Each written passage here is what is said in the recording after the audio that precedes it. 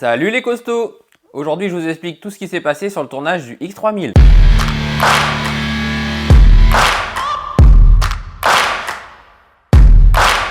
Avant qu'on commence, je tenais à vous remercier. On a atteint enfin la barre fatidique des 1000 abonnés.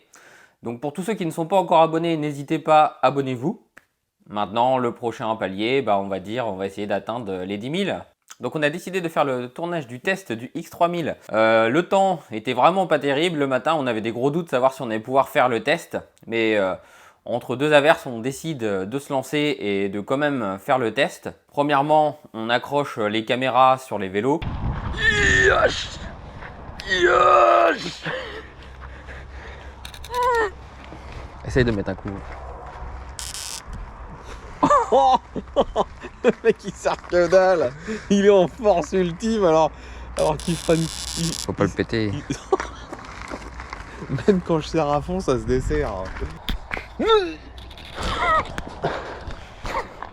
problème c'est qu'on n'a pas de bras de levier. Franchement, on aurait. Ce qu'il faudrait, c'est lui. Mais t'éclaterais le plastique, tu vois ça. Moi, je vais arriver avec une putain de clé. Bon allez, on est parti. Carrément la clé à choc.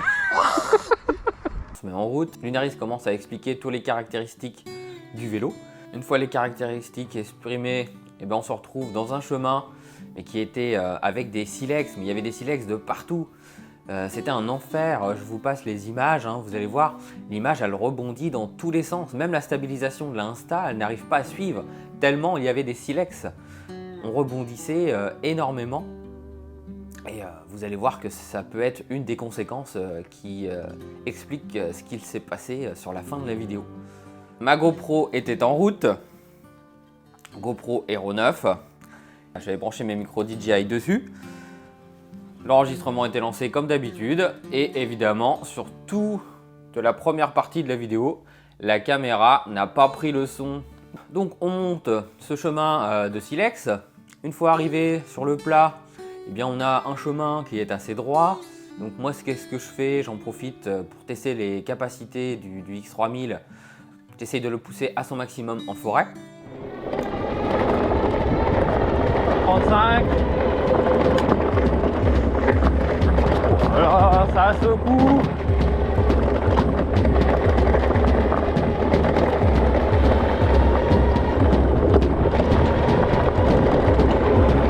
Ouais, je dirais que... Wow, j'ai failli me fautrer.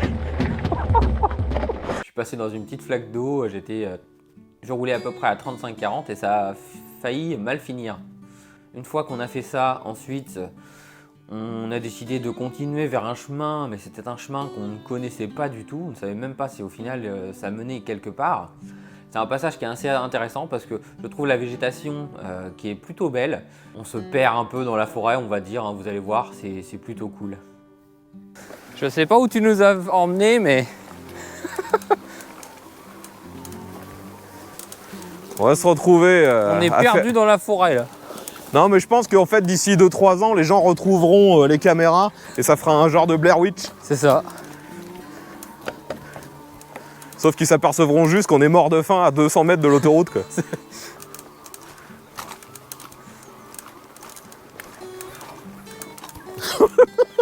Alors, je sais pas si c'est la fréquence des bosses, quoi, mais j'étais en train de sauter sur la selle, là. Mais tu vois, en fait, là où tu sais qu'on est, il n'y a pas de route, en fait. Il n'y a pas de chemin, en fait. En fait, il n'y a juste pas de chemin. Sur ta droite, c'est pas un chemin, ça? Je pense pas. Non? On est en train de faire n'importe quoi. Non. Non, c'est pas un chemin. C'est le problème quand on roule comme ça au pif, on se retrouve très souvent bloqué. Ouais, et je crois qu'on va se prendre une saucée quand tu vois le ciel, comment il est. Je pense qu'on va y avoir droit, oui. Ouais. Une fois qu'on a rebroussé chemin, après avoir constaté que ce chemin nous menait nulle part, on s'est pris la flotte. Les péripéties commencent vraiment à ce moment-là. Et ça ne va faire que s'accentuer jusqu'à la toute fin de la vidéo. Donc je sais pas si vous voyez la pluie. La caméra, c'est toujours difficile pour filmer ce genre de truc. Nous, on s'est abrité sous les arbres, avec les vélos. On a choisi le moment pour faire la vidéo, je crois. Ouais, on est les meilleurs, on a le cul bordé de nouilles. Donc ouais, je sais pas si vous voyez bien, mais il flotte quand même sévère. Hein. Faut espérer que ça ne dure pas. C'est pas la fin du monde non plus. Voilà, le costaud en train d'attendre que la pluie s'arrête. Après avoir attendu que l'eau se stoppe, on décide de rebrousser chemin de ce... On avait fait à peu près, on va dire une dizaine de kilomètres. Hein. On décide donc de rebrousser chemin, de se remettre sur la route du retour, comme on peut dire. Donc là, rien de particulier, à part qu'on redescend par le chemin qui était vraiment caillouteux. Et je pense que c'est là que ma perche de caméra a dû commencer à se desserrer sans que je m'en aperçoive. Donc à ce moment-là, tout va bien. On redescend pratiquement au point de démarrage de la vidéo. Et c'est à ce moment-là que Lunaris décide de prendre une photo pour la miniature d'une de ses prochaines vidéos sur le X3000. Pour réaliser cette photo, il décide de prendre le vélo, non pas de le poser sur sa béquille, mais de le faire tenir en équilibre de façon à que le vélo soit plus droit pour donner un effet sur la photo et que la photo soit de meilleure qualité. Parce que je suis sûr que s'il avait été mis comme ça, là ça aurait fait bien mieux. Tu veux faire ça comment? Oh putain! T'as fait comme... Mais il va jamais tenir. Tiens, pour l'opération du Saint-Esprit, le bordel. Oh putain! Dépêche-toi avant que je voie le pouce. Dépêche-toi que je voie le pouce. Il tombe.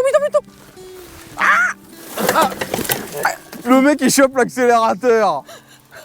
T'aurais mieux fait de le laisser tomber, hein! Oh le champion! T'as réussi à faire une photo ou pas? Ouais.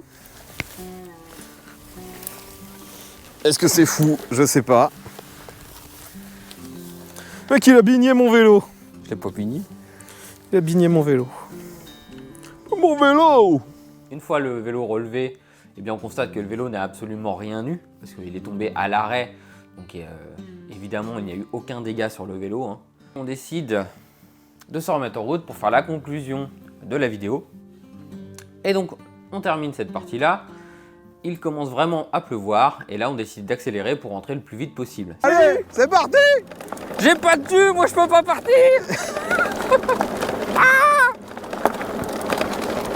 C'est à ce moment-là que sur la vidéo, vous pouvez constater que la caméra commence à osciller, Elle commence à se dévisser de son pas de vis. Je pense que la caméra avait dû se desserrer lors de la descente sur les silex, là où le vélo tremblait énormément. Et donc, eh bien, la caméra tremble. D'ailleurs, quand je roule, je m'en aperçois. On me voit resserrer la caméra. Mais je sais pas pourquoi, à mon avis, je l'ai mal resserré.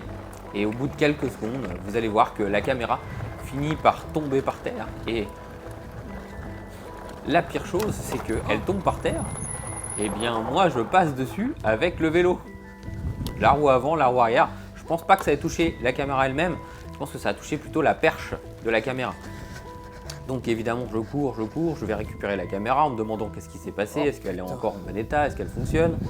Je la récupère, elle est pleine de terre. Et je me dis, putain, ça y est, la caméra, elle est flinguée.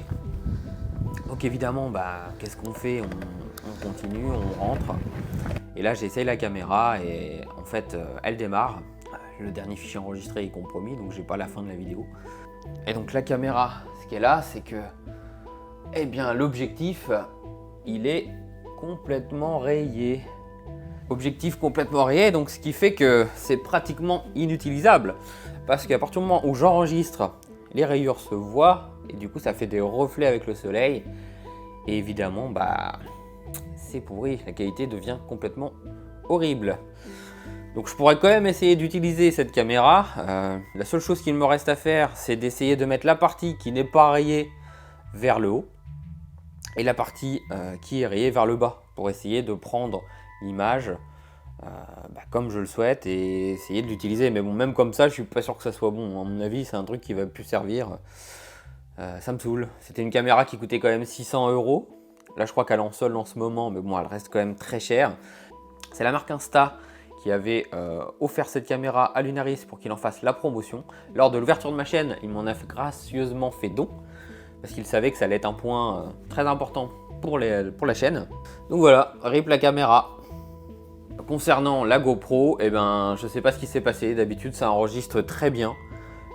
J'ai jamais de soucis. C'est la première fois qu'il ne prend pas en compte mes micros DJI, alors que le branchement était bon, tout était bon. Je voyais que sur le micro, les gains qui montaient, il n'y avait aucun souci. Et arrivé là, bah, il a enregistré tout par ici.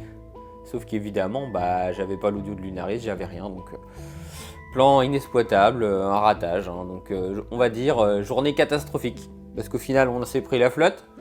J'ai pété une caméra, le vélo est tombé. L'audio n'a pas été enregistré, donc quoi dire de plus à part que c'était une vraie catastrophe. Hein. L'audio, je m'en suis rendu compte que quand je suis rentré chez moi, je ne m'en suis pas rendu compte avant. C'est quand j'ai exporté mes rushs et que j'ai constaté que tout ce qu'on avait fait dans la journée, c'était totalement inexploitable. D'où cette vidéo où je vous explique le pire tournage.